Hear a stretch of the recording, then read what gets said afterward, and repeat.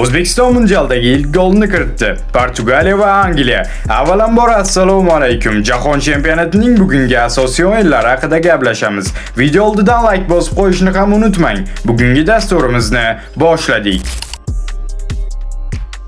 Unda birinchi bo'lib o'zimizning, ya'ni O'zbekiston Kolumbiya uchrashuviga to'xtalib o'tamiz.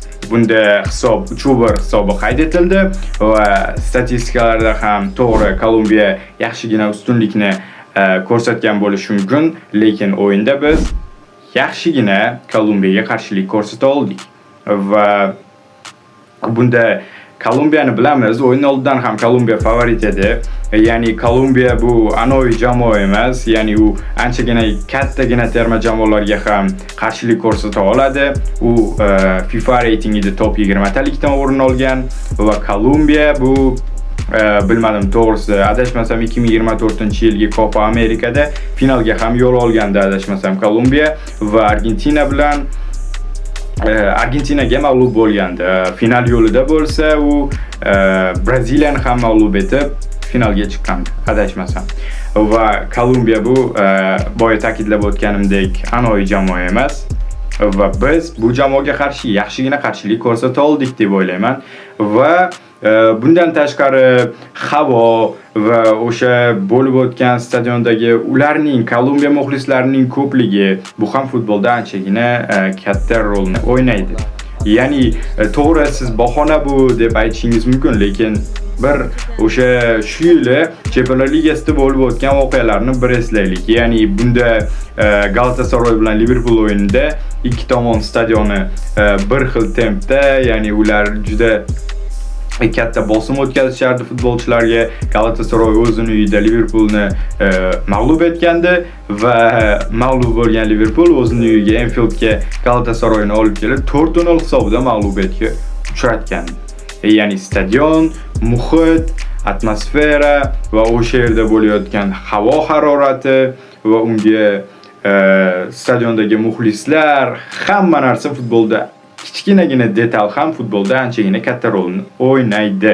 Ya'ni Kolumbiyaga har tomonlama bizdan ko'ra anchagina yaxshilik va anchagina ularda ustunlik bor edi. O'yin oldidan ham bu masala oldinga surilgandi. Ya'ni nima? Kolumbiyaliklar Amerikaga kirishlari taqiqlanadi va shu kabi muammolar bo'lganligi sababli ular Meksikaga o'zlarining uylaridek kirib borishlari mumkin. Havo, hamma narsa bo'yicha Kolumbiyaga mos keladi va shu sababli ham bizning o'yinimizga, ya'ni Kolumbiya bilan bo'lib o'tgan uchrashuvimizga o'yin oldidan chiptalarning qariyb barchasi sotilib bo'lindi. Va ularning bir adashmasam 70% Kolumbiya muxlislari tomonidan sotib olingan bo'lsa kerak. Va bu kabi katta bosimda ular o'zlarining uylaridek muxlislik qilishlari anchagina bosim olib keladi albatta. Va bu holatda ularning bunday o'yin ko'rsatganliklari uchun biz ularga albatta minnatdorchiligimizni bildirishimiz kerak. Va men o'z nomimdan ularga katta rahmat aytmoqchiman.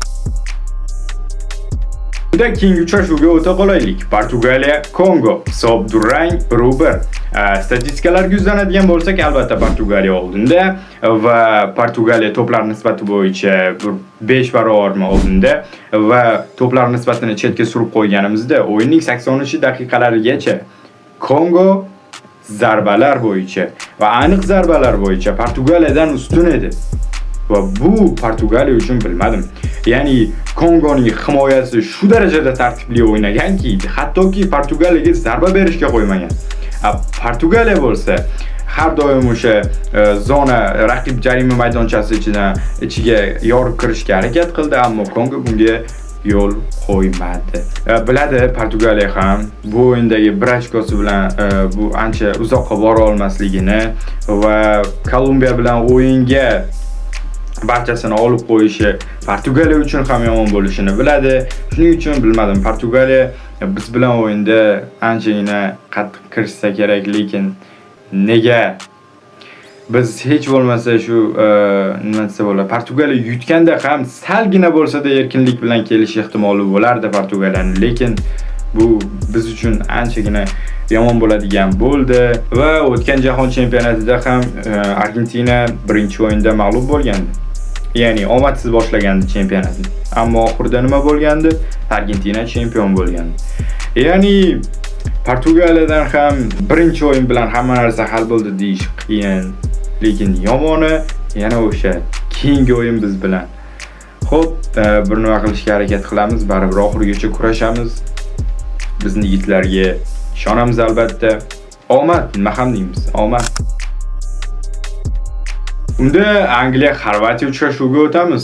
Uchrashuvda 4-2 hisobi qayd etildi, albatta Angliya foydasiga va o'yin unchalik bir tomonning dominantligi ostida o'tmadi.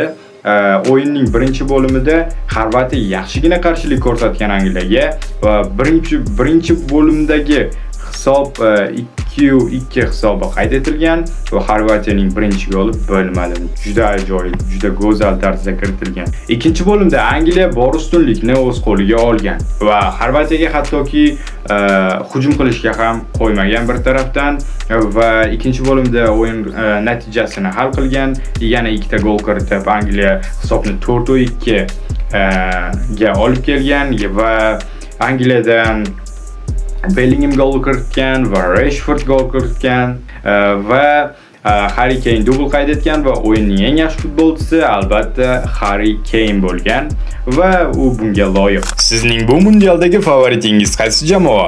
Fikrlaringizni izohlarda yozib qoldirishingiz mumkin.